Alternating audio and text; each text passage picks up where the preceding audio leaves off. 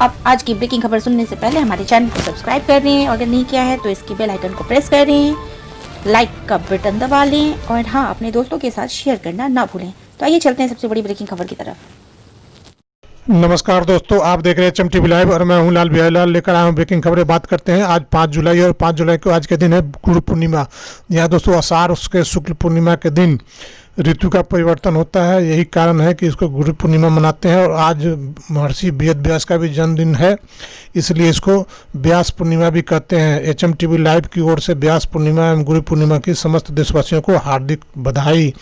बात करते हैं अगले खबर की। तो अगले खबर निकल के आ रही है इनकम टैक्स रिटर्न से।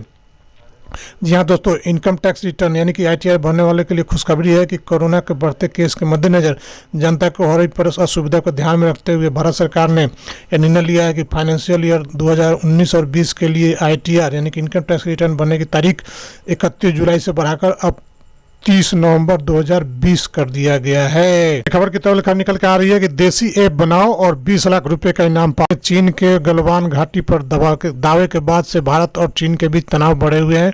इसी को मद्देनजर रखते हुए भारत सरकार ने 59 चीनी ऐप को बैन कर दिया था और साथ ही साथ उसने एक स्कीम लगाया है भारत के सूचना प्रौद्योगिकी मंत्रालय द्वारा कि जो भी देसी ऐप फेसबुक, ट्विटर, टिकटॉक आदि वगैरह की तरह जो देसी ऐप बनाएगा उसको भारत सरकार पुरस्कृत करेगी। पहले पुरस्कार के रूप में 20 लाख रुपए देने का प्रदान किया गया, दूसरे को 15 लाख और तीसरे को 10 लाख रुपए प्रदान किए जाएंगे। यह मंत्रालय के अटल नव प्रवर्तन मिशन के साथ मिलकर आत्मनिर्भर भारत की ओर नव प्रवर्तन ऐप बनाने की चुनौती के रूप में शुरुआत किया गया है।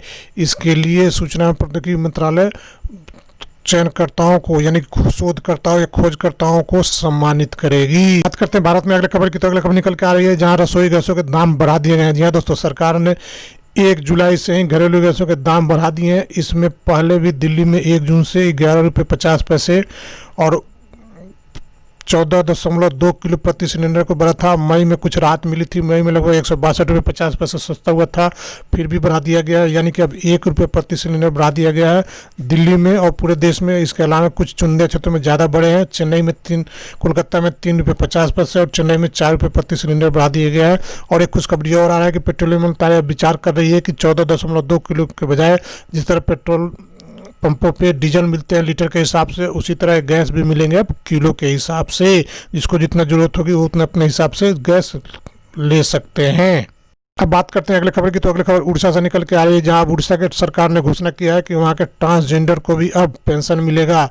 इसका फायदा लगभग 5000 से ज़्यादा ट्रांसजेंडरों को होगा और उनके मासिक जो पेंशन तय होगी उम्र के हिसाब से तय होगी और 500 रुपये से 900 रुपये प्रति माह दी जाएगी।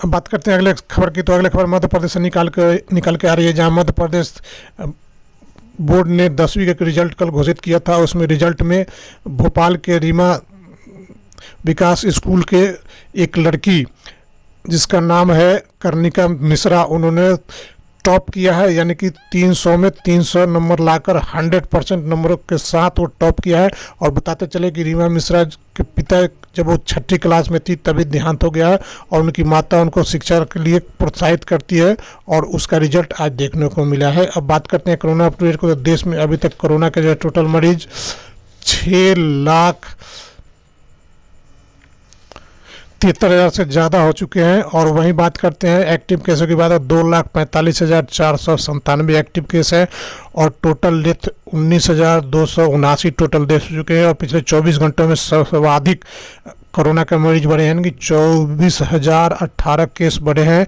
और टोटल 24 घंटे में जो डेथ हुई है 600 डेथ हुई। इसलिए जरूरी है कि सोशल डिस्टेंसिंग का पालन करें, जब तक जरूरी नहीं हो घर से बाहर नहीं जाएं और बाहर भी जाएं तो मास्क लगा कर जाएं और घर पर रहें तो बार बार साबुन से हाथ धोएं और बाहर जाएं तो अपने अपने हाथ को सैनिटाइज करते रहें।